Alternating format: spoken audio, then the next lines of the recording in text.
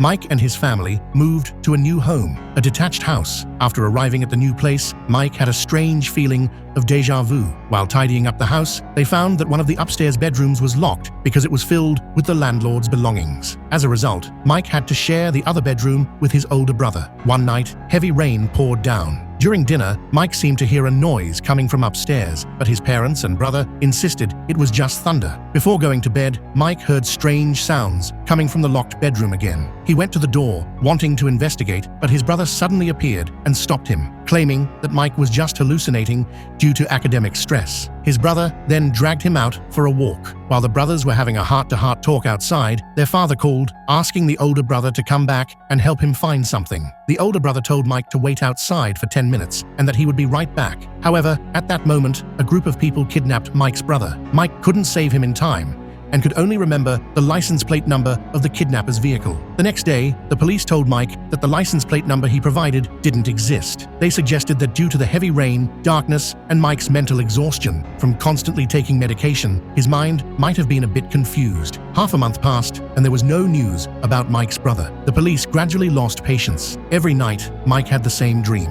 A man with a hood over his head was about to be killed. One morning, Mike woke up startled from his nightmare, only to find that his brother had returned. However, his brother had no memory of the time he was kidnapped. That night, Mike noticed his brother leaving the room. The next day at breakfast, he asked his brother where he had gone the previous night, but his brother insisted that he hadn't left the room at all. After finishing breakfast, his brother stood up to leave. At this point, Mike noticed that his brother's limp had switched from his left leg to his right. His brother claimed that Mike was seeing things and then limped out the door, favoring his left leg. One night, Mike fell asleep at his desk while studying. As his brother woke up again, he pointed his mechanical pencil at Mike's eye and clicked the lead out to confirm that Mike was fast asleep. After making sure Mike was in a deep slumber, his brother turned around and left. In reality, Mike wasn't asleep at all. He secretly followed his brother and discovered that he had transformed into a completely different person. His limp was gone, and his leg no longer hurt. Mike tailed his brother and found out that he had become a gang leader. Moreover, his brother's two subordinates were the two police officers who had previously investigated their home. Mike followed them to a street, but he was accidentally discovered by his brother's henchmen. Although he managed to evade capture, he was ultimately knocked out by his brother from behind. When Mike regained consciousness, he found himself lying face down on his bedroom desk. His brother was also lying on the bed. Was it just another nightmare?